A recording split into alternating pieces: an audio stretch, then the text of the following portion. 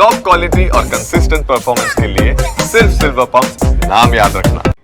તો ખેડાની અંદર કેનાલમાં ખાબકેલી કારનું 17 કલાક બાદ રેસ્ક્યુ કરવામાં આવ્યું છે। આ 17 કલાકની જહેમત બાદ કારને બહાર કાઢવામાં સફળતા હાથ લાગી। ગઈકાલે કપડવંજના સાલોડ નજીક કેનાલની અંદર આ કાર ખાબકી હતી।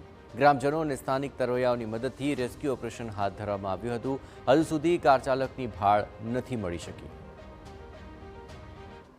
કપડવંજના સાલોડ પાસેથી પસાર થતી નર્મદા કેનાલમાં ગઈકાલે સાંજના સમયે એક ઇકોવાન કેનાલની અંદર ખાબકી હતી।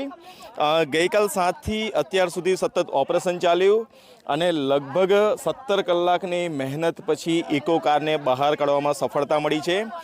જો કે જે ડ્રાઈવર હતો તે ઇકો કારની બહાર નીકળ્યો હતો અને બૂમો પણ પાડી હતી, પરંતુ કેનાલના પાણી એટલા ઊંડા હતા કે કોઈ તેને બચાવી ન શક્યું। હાલમાં તરવૈયાઓ દ્વારા આ ઇકો કારને તો બહાર કાઢવામાં આવી છે અને તરવૈયાઓ દ્વારા જે મૃતકની ડેડ બોડી છે તેની પણ તપાસ હાથ ધરી છે। ધર્મેન્દ્ર કપાસી, TV9 કપડવંજ।